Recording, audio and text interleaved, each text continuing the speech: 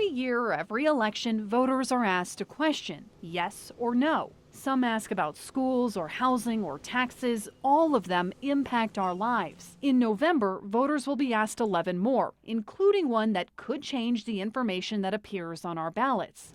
Proposition GG asks voters if they want a tax information table to be included on their ballot. Anytime a proposed income tax change comes up, that table would show the measure's effects on different wage brackets. It would break down into 8 categories, ranging from those who make less than $25,000 to those who make over $5 million. This question made it on the November ballot this year after state lawmakers passed a bill to add the language. In Colorado, voters have more responsibility than they have in any other state in the country because they make direct choices about tax policy. Democratic State Representative Chris Kennedy says because of Colorado laws, ballot language is confusing. All the ballot questions are just kind of a long paragraph that's in legalese. So it can be hard for voters to understand an income tax measure's direct impact on them. Kennedy believes if people see this information on their ballot, they might think twice on how they vote. Some voters might say, oh gosh, this is only going to save my family $20 a year, but these millionaires over here, they're going to get a $500 tax break. So for him, this is about transparency. At the end of the day, all this is giving more information to voters.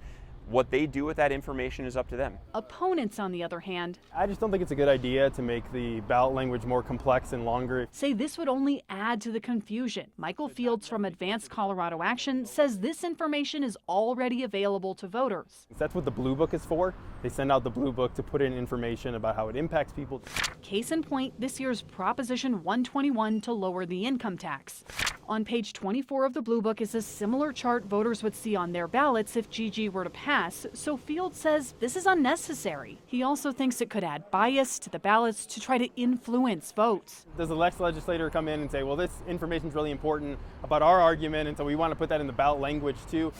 At the Denver election headquarters, things are getting busy around here. Officials are bracing for November's big ballot return. Between all the candidate races, the statewide questions, and some local issues, this year's ballot is long. It's 3 cards. Each card is double-sided. That's more than 1 million pieces of paper to process for the election. It's a lot of paper, and paper, as you know, has gotten much more expensive.